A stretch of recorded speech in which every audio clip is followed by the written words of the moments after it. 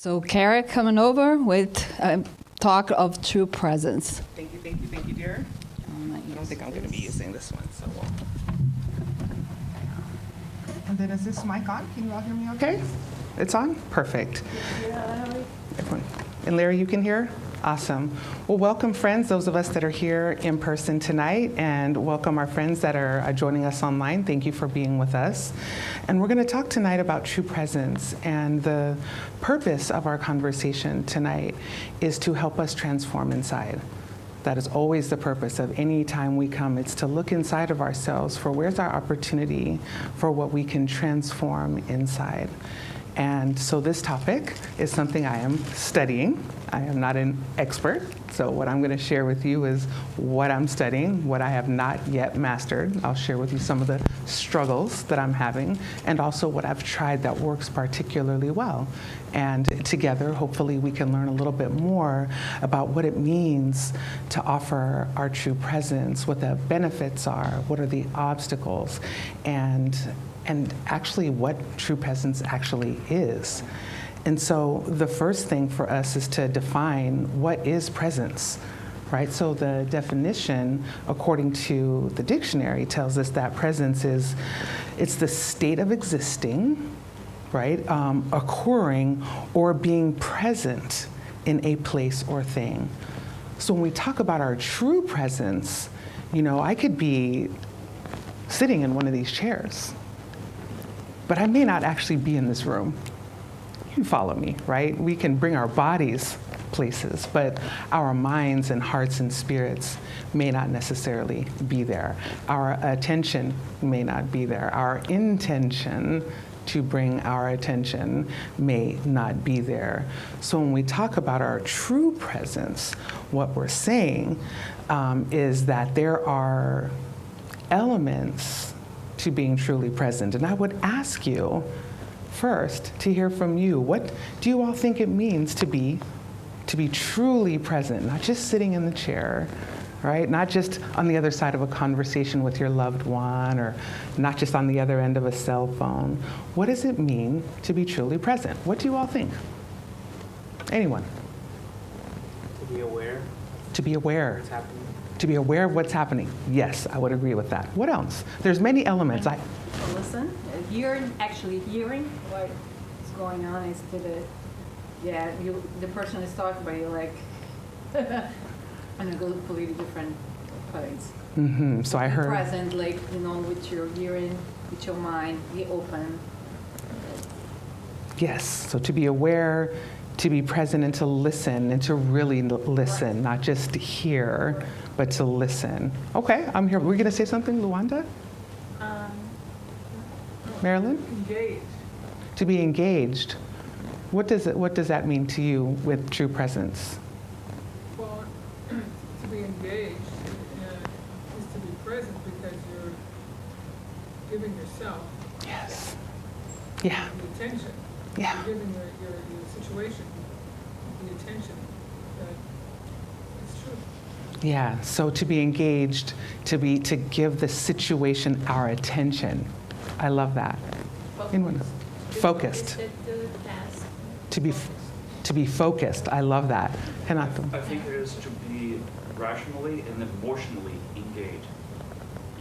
If your emotions are not there, or if you're just emotions, you cannot say that you are completely present. You have to have that balance between your reason and your emotion, so then you can say that you're really in that moment in time.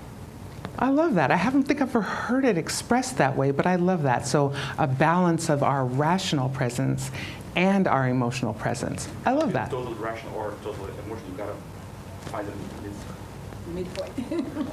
I can get with that.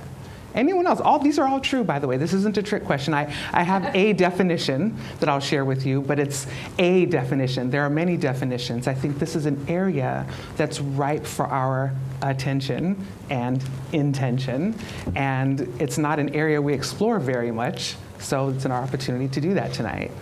So a partial definition I'd like to offer, because I think it includes everything everyone has said. I wouldn't remove anything anyone has said. The partial definition that we're offering for tonight is to be fully present without distraction. So I think we've said that, right? And also with the intention of offering love, of offering kindness, of offering compassion. Because we can do all of the things that we said today. We can be aware, we can listen, but if our intention is not to offer kindness and love, we can do this in a way that produces more suffering for the person who's with us. So we add all of these things together along with the intention of offering love, kindness, and compassion. It's listening with the intention to offer love, kindness, and compassion. Many times we listen with the intention of interrupting, or we listen with the intention of gathering our points to explain very clearly why the other person's wrong. Or, right? Or we offer, or we're hyper aware of just how dumb the person sounds, right? You know, so we add all of these things, because come on now, like we've all done this, right? We've all done this. And when we offer the kindness and the compassion and the love to it, it's also a form of moral charity, especially if we think the person doesn't deserve it. Because let's be for real, when we're listening to interrupt, or we're not offering our true presence, it's because we think we're better.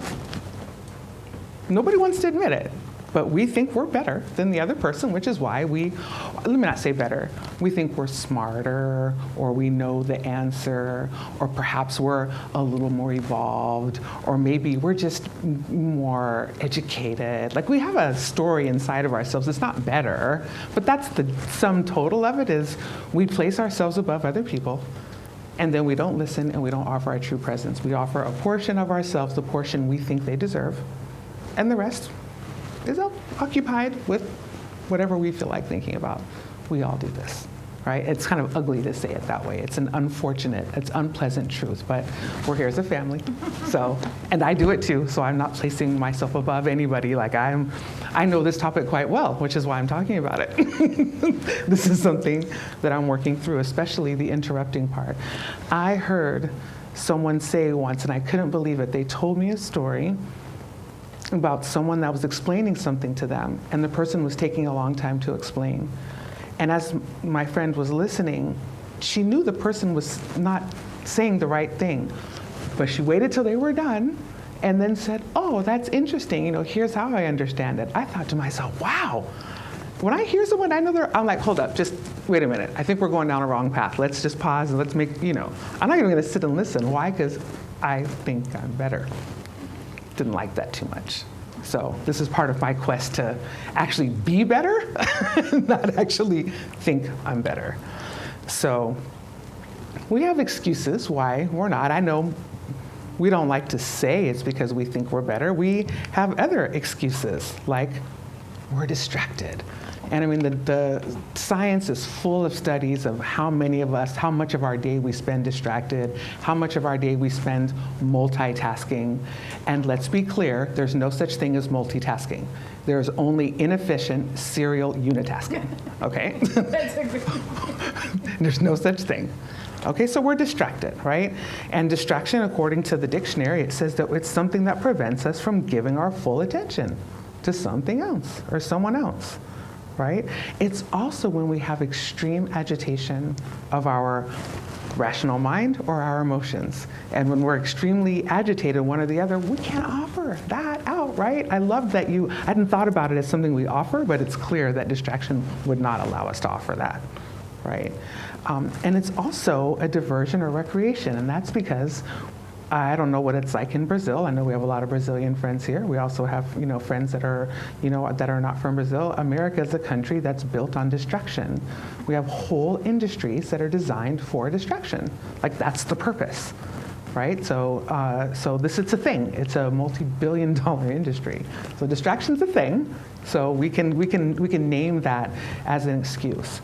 So then we have to say, well, what are some of the ways then that we could actually offer our true presence, right? Given that we're distracted. Yes? But sometimes distraction can be a positive too, because if you are too focused on one thing, if you're too excessively present, you need some distraction, you need a break, you need to take care of other parts of your own well-being.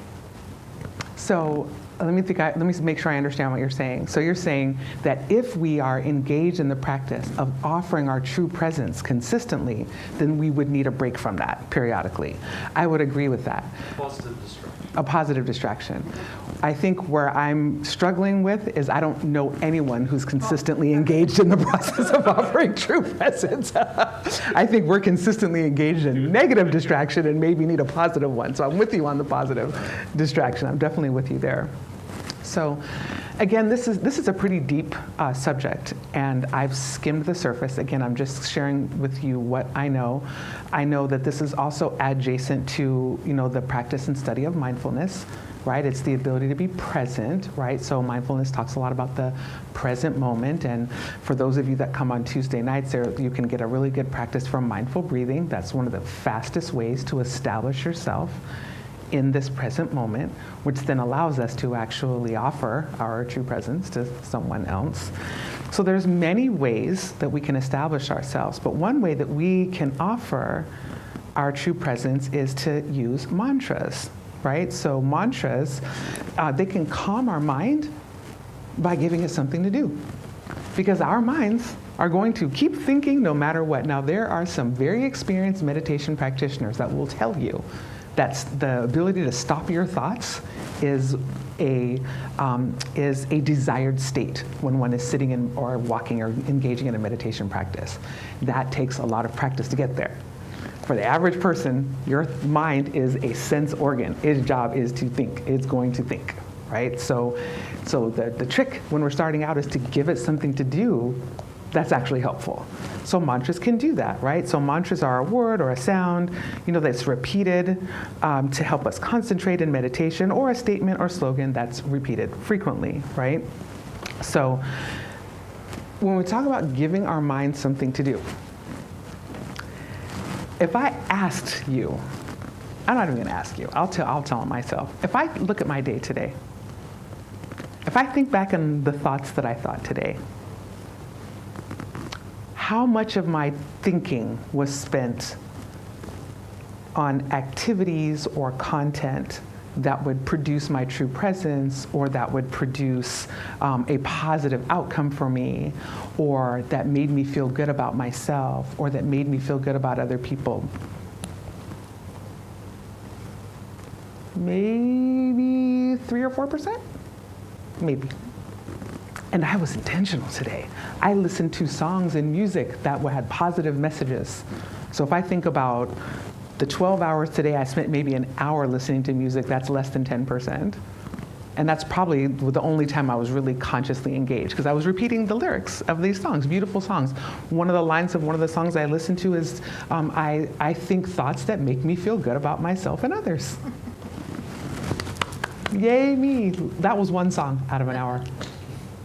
I'm not going to ask anybody else. But I mean, this is the problem, right? So we need to give ourselves something to do. So there's mantras that we can use. So what I'm going to share with you tonight, there's 4 mantras from the Plum Village tradition of Zen Buddhism. And, it's a sacred tradition. I'm not a Buddhist. I wouldn't call myself a Buddhist, but I am a person who's very interested in what sacred wisdom has to offer me, because I need help. So I'm willing to gather information from multiple sources, because I need a lot of help. So I'm willing to look. So there's 4 mantras. I'm going to share 2 with us, and the other 2 maybe will be another talk, since we have limited time tonight.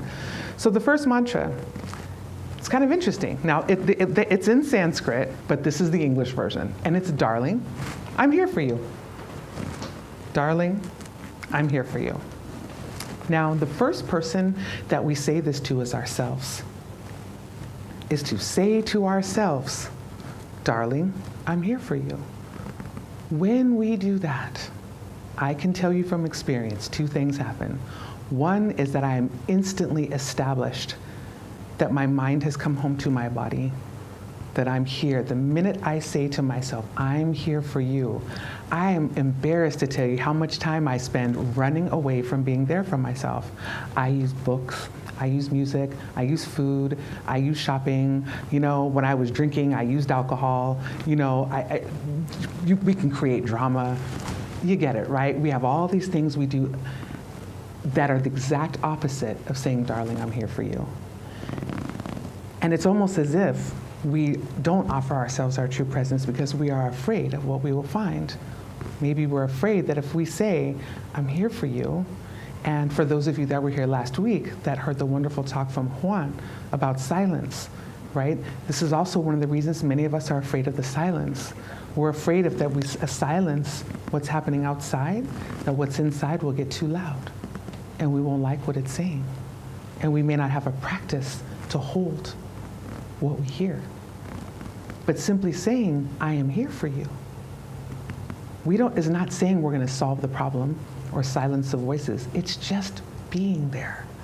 So I'm going to invite you all to practice with me just for 10 seconds. So you can close your eyes if it feels good, or you can leave them open. But for 10 seconds, just say to yourself, silently inward, darling, I'm here for you.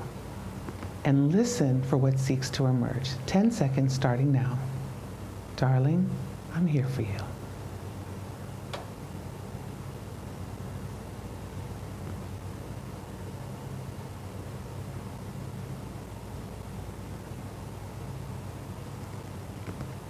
Darling, I'm here for you. That was 10 seconds. And when we offer ourselves that, even just 10 seconds, if we're really present in that moment, our body will begin to say, well, it's about time. Here's what I'd like you to do.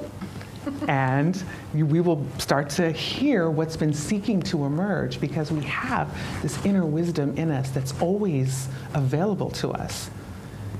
It is, are we available to it, is the question. So when we establish ourselves and our true presence, it helps us. So I'm curious, is there anyone that willing to share what that was like what the 10 seconds was like? Totally okay if you don't want to, but is there anyone that's willing to share what 10 seconds of darling, I'm here for you felt like? Anyone? Relaxed. Okay. Crazy day. It took like, it's an amazing 10 seconds. 10 seconds. Relaxed. So what were you before you were relaxed? Very anxious. As usual. So from kind of a constant anxiety and 10 seconds of feeling of relaxation. It's powerful. Thank you. Say your name for me. Sue. Sue. Thank you, Sue. Anyone else? It's okay. It's okay? Okay. Okay. Marilyn? I just thought about if you said it in the mirror. I love that. I love that. Pay attention, everyone. Remember, I said I was not an expert, that this is something I'm just scratching the surface on. So as we learn together, we'll learn from each other. This is why please don't be afraid to speak up, because we'll learn from each other. Like I had never thought about it, how you said about offering the balance of our rational selves and our emotional selves. I had never thought about it that way. I never thought about seeing it in the mirror. So let's please, if you have it in your heart to share, all of us could benefit if there's anything that I was just saying to Patricia that we are usually so tough on at least I am so tough on myself that saying that to myself, darling, I'm here for you, doesn't even sound, it sounds too nice.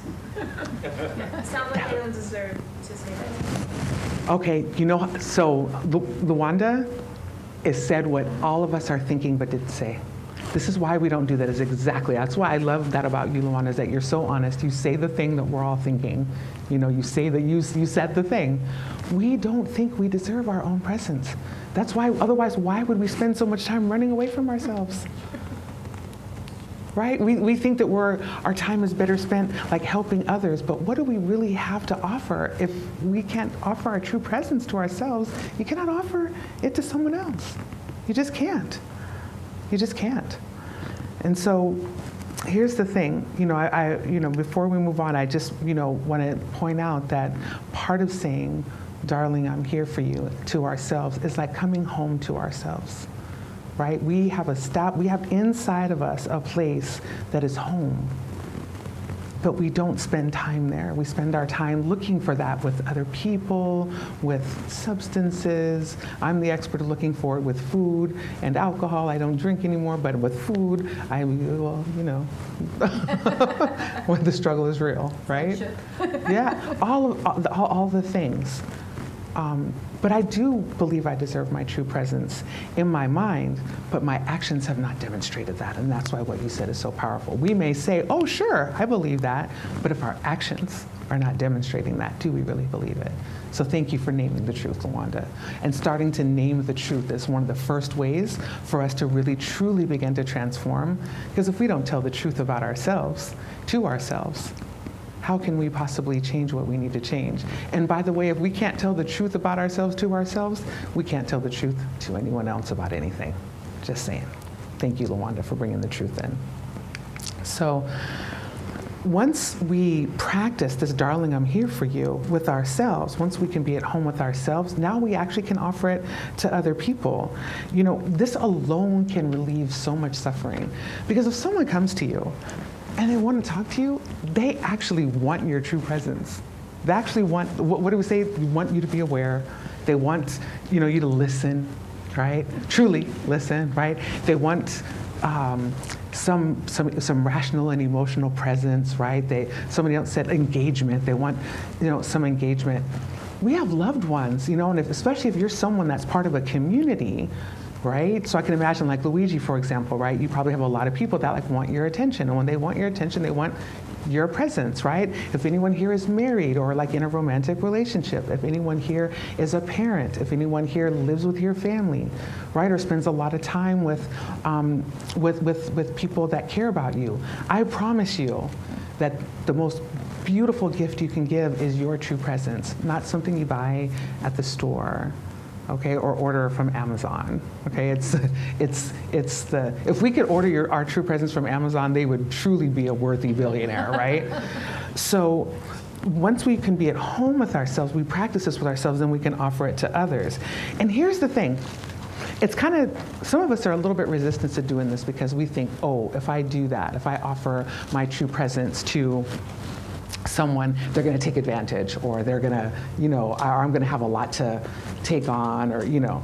Here's the thing. Anybody here have pets? Anybody have pets? Okay, couple people. And then who, for those of you that didn't raise your hand with pets, who has children in the room? Okay, so some of us have children, some of us has pets. I have plants. You have, wait, you have what? I have plants. Plants, okay. Okay, well, this is specifically refers to living beings that want your attention. If you have a pet or an animal that wants your attention, let's say that you are reading your book. You want to read your book, you're at a good part of the book. And here comes the pet or the person, and they're like, I want your attention. And you're like, sure, what do you want? And you're reading. And you kind of give them half of a, how many of you have ever done this, right? You're reading or you're doing something, right? All of us, right? You kind of give a portion. So Sue just also named the thing that no one else will say. We do it every day, right?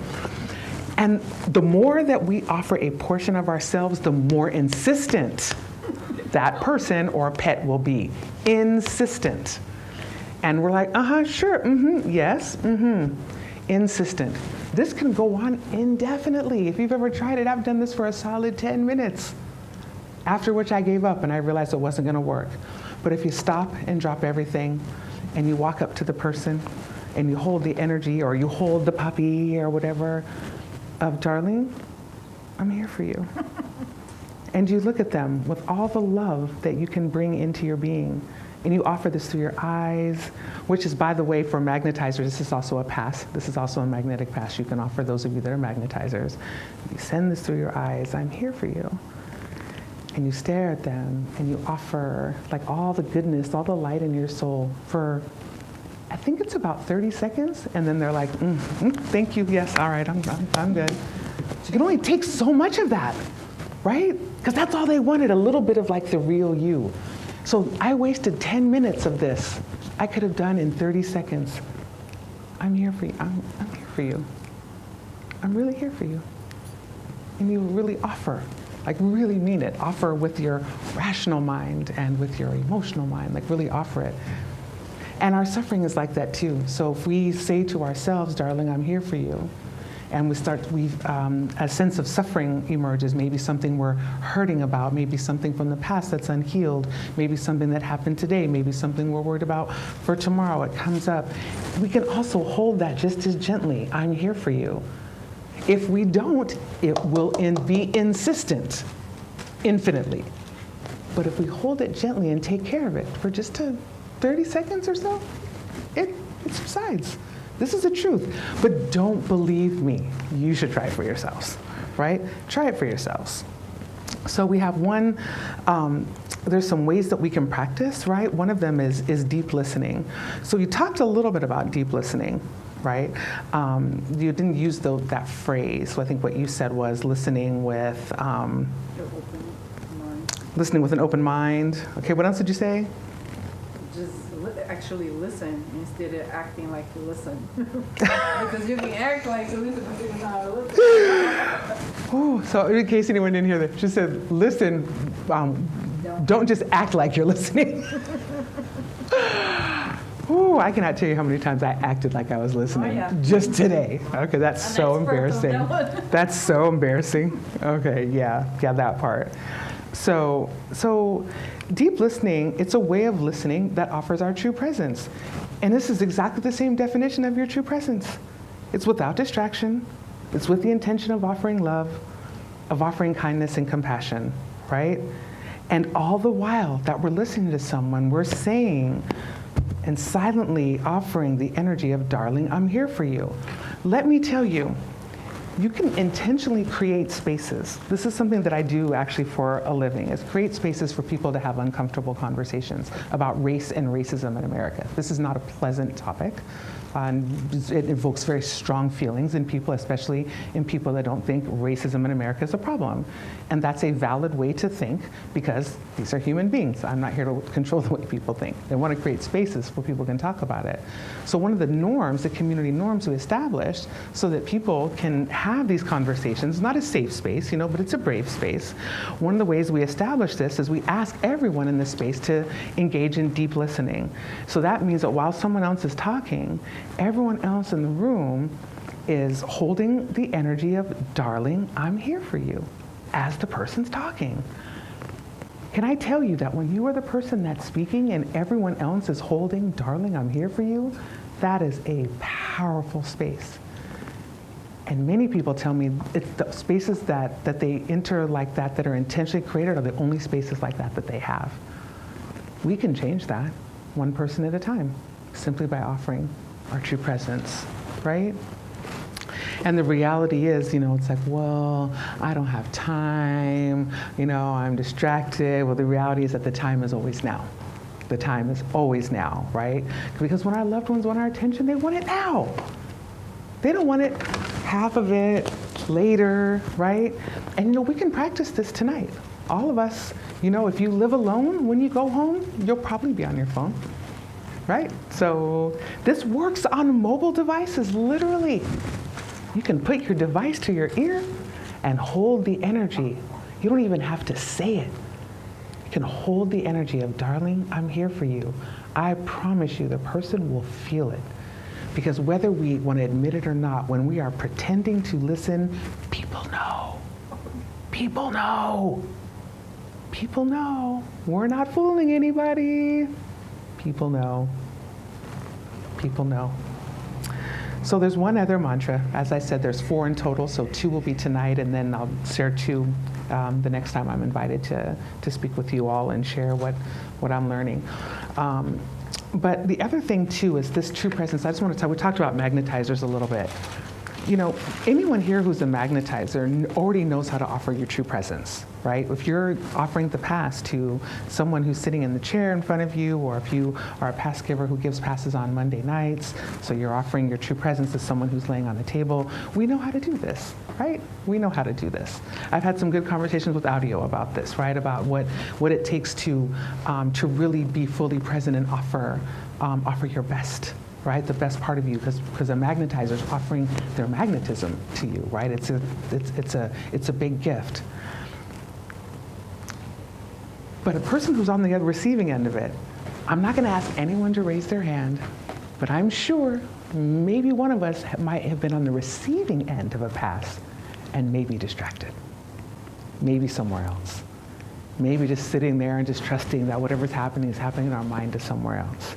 Did you know that while you're receiving the pass is one of the most beautiful opportunities to offer yourself your true presence, to be there for yourself, and to offer yourself this opportunity of receiving this energy, and actually being intentional about sending what you're receiving where it's supposed to go, or communicating with your own guides and asking them to send the energy where it's supposed to go. But what do? We sit in the chair and we think about dinner or tomorrow or projects. I mean, maybe it's just me. I'm telling on myself. But another opportunity. So those of you that will be staying to receive passes tonight, you can practice. Just saying, you can practice. All right. So the second mantra, and this is actually one of my favorite ones, is, darling, I know you are there. This makes me happy. Darling, I know you are there. This makes me happy. What do we do? Hi, how you doing? Oh, good to see you. Oh, hey, so nice to see you. Like your shoes. We'll just... Right? Oh, nice to meet you. Oh, I'm so glad you're here for the first time. Welcome, hope you enjoy yourself. On to the next thing. We don't even really see each other. I mean, I'm going to stand right here. Who knows what color shoes I have on? You don't have to answer. What color shoes does Luigi have on? Seriously, Hanato's sitting down. What color pants is? We don't even see each other. And it is the most basic human need to be seen. We desperately need to be seen. Now, no one wants to admit it, but this is why you put on what you're wearing today. This, for those ladies who wear makeup, it's why we put the makeup on. It's, we can say whatever we want. I'm an artist. My face is a canvas. Like, all that's fine. I'm an artist. My face is a canvas. I agree. We have a need to be seen. But do we see each other? Do we do this? To offer someone your true presence is an act of love. It's to recognize that you being here is so precious. Because if you were not here, we wouldn't know what we know about silence. We wouldn't have had an opportunity to eat wonderful food during the meditation retreat. We wouldn't know, I can say three things. I wouldn't, when we practice our singing, there's many times we would have been dead without you here to help us with the sound. Each and every one of you, I can say something. Fernanda, you've helped me so much as, teaching me Portuguese and helping me understand, what the different pastry types are, including in the passes, helping me understand how to read what people say. Every single one of you.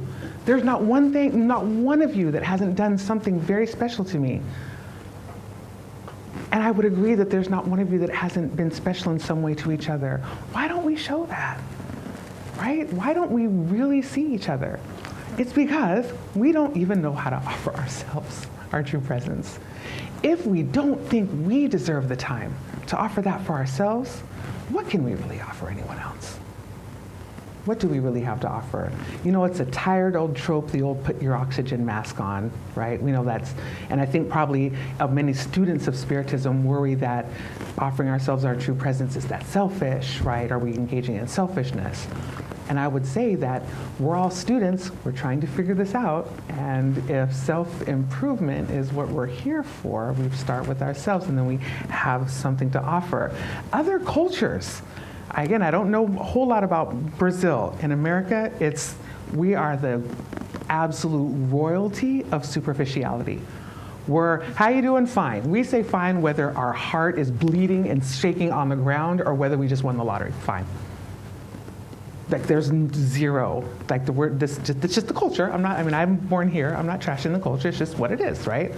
But other cultures, for example, in South Africa, there's a Zulu greeting. It's the traditional greeting. In fact, this greeting is if you've ever flown South African Airlines, the name of the little in-flight magazine is called Sawubona.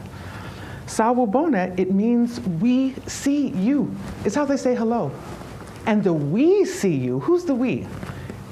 the translation is that we, meaning me, all of my collective experiences, all of my collective ancestors, all of the collective wisdom, all of my collective conscious awareness sees you and all of your collective ancestors and your collective wisdom and your collective presence and conscious awareness. And in that energy of Sawubona, that we are committing to bring the very best of ourselves to this moment, which will never happen again, even if it's 8:55 p.m. next Wednesday, and we all wear the same clothes, and we sit in the same seats. This moment will never happen again. Not the way we, as humans, understand time in our current level of evolution. It will never happen again. So in that energy of Sawubona, in that particular culture, it's saying, we see you, because the need to be seen is so deep. And the response, as you see on the side, is Yebe Sawubona. It's yes, we see you too. That's how they say hello. How powerful is that? Then you know you're being seen. We know we're being seen. This is something that's important. So there's one more practice, and then we'll close. And I recognize that not everyone will feel comfortable with this, so there's an option for you. So there's a hugging meditation that is done in Plum Village. And the hugging meditation is using the same mantra. So the monks do this. They literally hug each other, and it's not like a hug like this, right? It's, it's a gentle hug, but it's not so close that you can't see each other's faces. May I demonstrate with you? Sure. Would you stand up, please? Okay. So it looks something like this. So normally when we hug each other, just hug me, right? We do this. I can't see her face, she can't see my face. Instead, you can put your arms on my shoulders and you say, darling, I'm here for you. Good. But what we do is, you don't say it out loud. You literally just hold that in your eyes. Darling, I'm here for you. About 30 seconds. After about 10 seconds, it feels awkward. Yep, it does. So, imagine that. Doesn't even have to be that. I put 30 whole seconds is actually how they do it in Plum Village. I'm going to invite you all to do it just for 5 seconds. Now, if you want to socially distance, it's fine to stand 5 feet apart. And if you are in a row with an odd number of people or in a row by yourself, offer it to yourself. So, 10 seconds, stand up. Look at the person next to you. If there's no one next to you, offer it to yourself or find someone that's standing alone. I'll give you all a minute to find someone. Okay?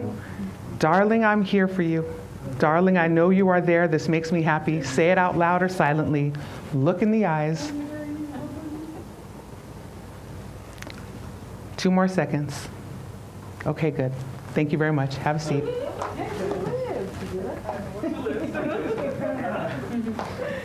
Okay, what was that like? Awkward? Awkward. Mm-hmm. Well, awkward. So who said awkward on this side? Was it you? So why was it awkward? Tell me. I don't know. It was just fun. Because we don't normally do it? Yeah.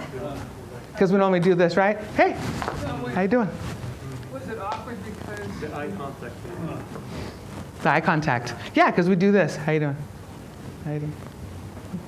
Our eyes, we underestimate the power of our eyes. Whether you are a trained magnetizer or not, there is so much energy that comes from the eyes. There's so much love that can be transmitted. There is so much peace that can be transmitted. There is so much comfort that can be transmitted. And it's up to us to receive it in a clean way. Right? It can be awkward if we try to make it mean anything other than the 3 things I said we were saying it meant. Love, kindness, and compassion. That's it. Right? Nothing else. Right? I see some tears. This is a beautiful way to be present with each other. Right? Even when and if you're blessed to live with someone who loves you, for the love of God, please don't do this to them anymore. Please. Even if you can only give 2 seconds, 1,000, 2 1,000. Darling, I know you are there. This makes me happy. Done. Can we do it again? You want to try again? I like looking at your eyes. Sure. Okay, we did 5 seconds, and the first second I look at her eyes, my mind is just like, oh, she has beautiful eyes. I'm like, no, focus. All right, again. No, that's what I'm thinking. 5 seconds, let's go. Stand up, find somebody different, stay with the same person, be by yourself, totally up to you. 5 seconds. Darling, I know you are there. This makes me happy. Darling, I'm here for you. 5, 4, 3, 2, 1. Okay. All right, you can have a seat. All right. So, any difference? Thank you, audio. Any difference from the first time to the second time? Did anybody feel the difference? Yeah. Okay, what was different? She was able to keep more looking at it. Mm-hmm. Okay. And how did that feel? How did that feel? I felt good. Okay. She was comfortable. I was very uncomfortable. Usually I look at people in the eye. Mm-hmm. Why not? I do. Oh, you do? I do. Yeah, That's go the to. thing. Oh, got it. You know? Okay. Yeah, I normally talk looking at people's eyes is not something I'm comfortable with. Okay. And I did with Oh. people that I'm not even close to, Mhm. so I suppose it feel way awkward than you guys don't know each other and going to. I know, I shouldn't feel awkward with her, but Oh, you're allowed to feel as awkward as you need to feel, because when we're doing something we haven't done, we're going to feel all sorts of different things that we sometimes use the label awkward. That's okay. Like, let's not demonize awkward. Awkward is okay.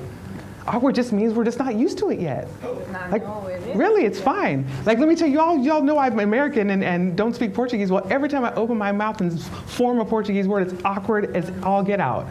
I'm well with that. It's just awkward. Okay, cool. I think a little bit awkward, like Rafael said, is because we are so disconnected from each other.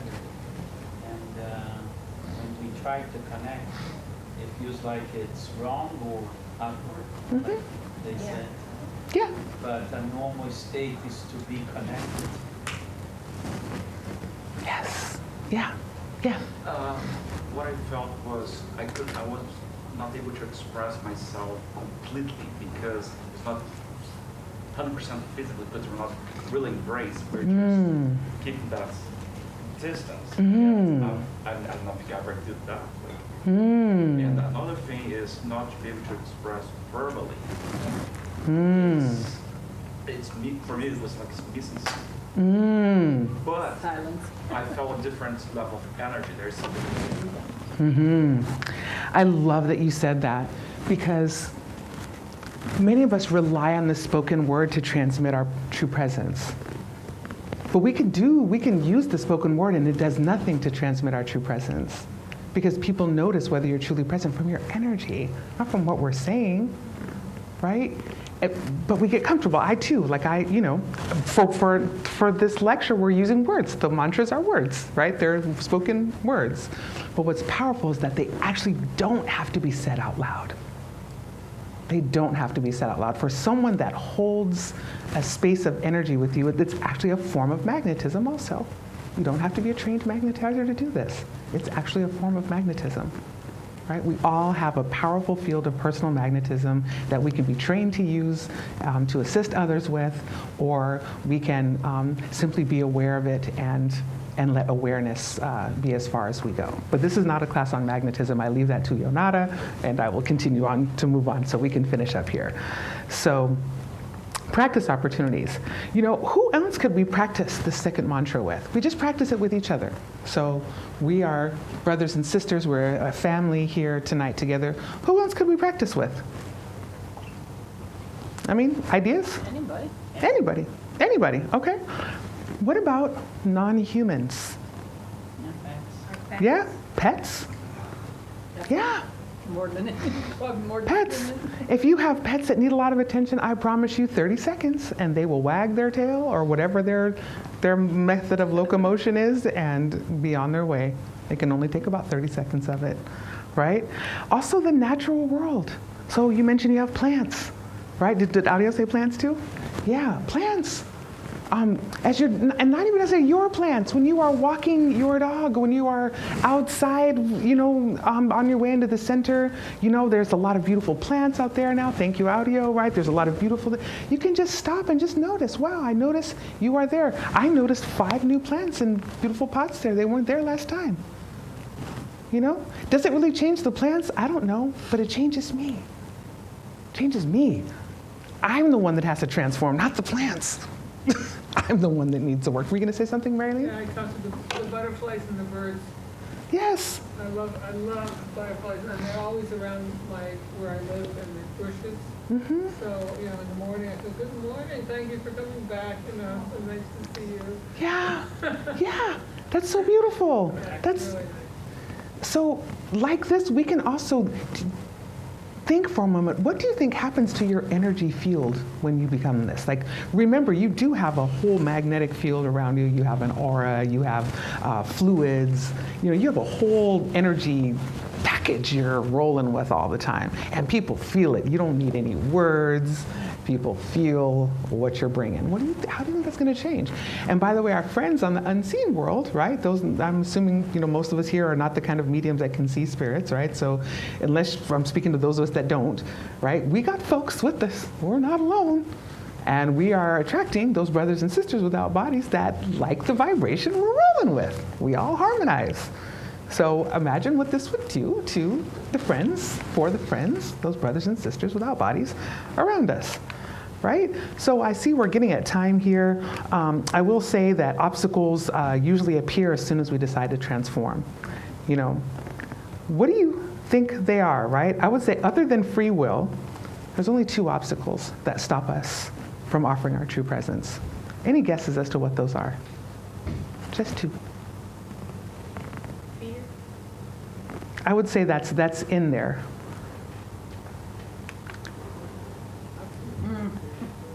That's it. That's it. Those are the only 2 things that stop us from being fully present. The past or the future. That's it. I mean, once we're removing free will, once you engage your free will says, yes, I want to offer my true presence. Those are the only 2 things that stop us.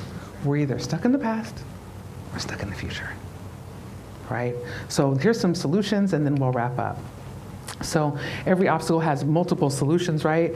And we can design things. I can give you some suggestions, but I'd invite you to think of, what could you create in your life to remind you to offer your true presence to yourself and others? We can start with things that happen in our daily lives. The best way to establish a new habit, the experts and scientists say, is to attach it to something you already do, right? So like one of the best ways that I found to establish a new habit is to attach it to brushing my teeth. I brush my teeth every day. I don't care what happens. I don't care how bad I feel. I'm going to brush my teeth. So if I'm building a new habit, I do it either before or after I brush my teeth. Done. And then Atomic Habits, I think you talked about reading that. It also talks about that as we talked about reading that. It also talks about that as well, right? If I attach a new habit to something you do every day. So we could attach, for example, the reminder to be truly present to an object, like a light switch. Every time you flick the light switch, you can say to yourself, I'm turning on my inner light. I'll be truly present. Right? When you turn it off, I'm turning off obstacles to my true presence. Right? Your house is full of objects that you'd use every day. If you're getting into you figure out what that is, right? Or notes to yourself, right? Writing notes to yourself. Have them around the house. Actions, things that you do every day. So, for example, another thing I also do, I take a shower every day. Like I do every day, no matter how bad I feel, I'm going to take a shower. So I can attach something to that, right? Also, something that I do and I recommend for those of you that are empaths, when I take a shower, I actually give myself a pass at that time. I imagine when the water is like cleaning me off and showering me, that it's removing all the energy that I don't. When I'm soaping, I'm cleaning up the stuff that I don't need. Then when I'm rinsing off, I'm allowing myself to restore and replenish my energies. Make it what you want. But if you can attach positive habits to things you do every day, this is important. You can also set alarms on your phone, or you can use apps. There's an app called Calm. There's an app called Insight Timer that you can set the timers to go off throughout the day with a little bell or a little sound. You hear the little bell, a little sound. Darling, I'm here for you. Establish yourself in the present moment and then offer that to someone else, right? There's many other things we could say. I always like to ask, what else, right? Any other ideas before we close? What else could we do to remind us to establish this habit, this beautiful habit of offering ourselves our true presence as a way to offer to each other? Say that we deserve it. Yeah, that could be on the note. Yes. Yes. Thank you. Thank you for saying that. Thank you for saying that. Yeah. Anyone else? Being grateful. Being grateful. Yes. Yeah. Yeah. Get up in the morning, be grateful, and then, darling, I'm here for you. I love it. So the best gift, right, that you all can give, right, is make your true presence a present to others, right? You can offer your true presence as your gift to yourself, as your gift to your family, your community, to this planet. And the reality is that the real transformation that takes place when we offer our true presence is that selfishness inside of us slowly transforms into love and charity. That's the inner transformation. When we offer our true presence, that is an act of love and charity, right? This is our work. The choice is yours. So that is what I had for you tonight. As always, I always like to say, wealth, if you use it, comes to an end. Learning, if you use it, increases. So if you learned anything at all of value tonight, please share it with someone else. That's what I had for you. Thank you so much, everyone.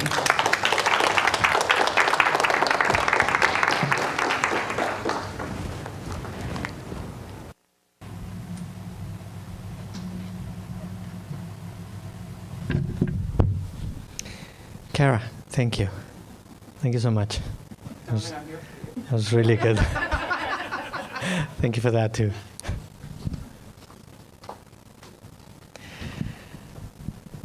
Okay, now we have some reminders. First, I don't know if you know, but at every public meeting, we have letters that are channeled, letters from the beyond. You can ask for a letter, like come 5-10 minutes before in the library.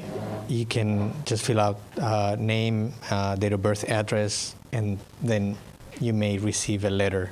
Some of the mediums are in this room, and they are channeling the letters while we're here holding the space for that too.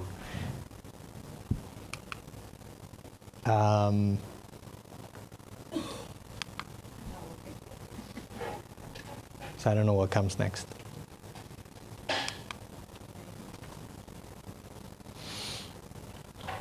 Yeah, he's on it. Oh,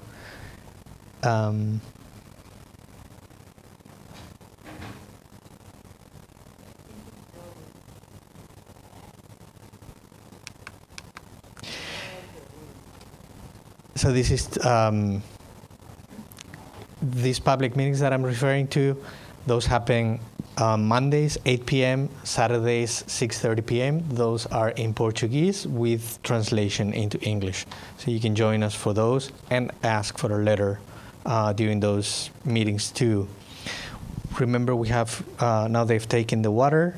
You can bring your water here for it to be magnetized. That's an amazing resource we have to help us better our energy during the week. So just bring your water, leave it there on that table, and it'll be magnetized now during the prayer, and you can take it home and drink during the week. Also, working on presence, one of the tools that we have, as Carol was saying, is the meditation and the mindfulness. So you can come on Tuesdays. There's group guided meditation. This is an amazing tool. And when we do meditation in group and in a place like this, the energy, you can feel even more. And it's really, really good to get here together to meditate for a while. We have this workshop on mediumship. This is our study group on Wednesdays, 7 p.m. So right before this, we get together and we are studying and we are practicing both. So this is very interesting. And the aim is to build the connection that we need to build amongst the members of the group so that we can start working on mediumship ourselves in English, in-house. On Thursdays, we have energy healing and spiritual work. This is a wonderful treatment. You have whether it's a physical or emotional or a spiritual problem, whether it is for yourself or for someone else who can't come, you can take this treatment. It's a 6-week treatment. Very nice.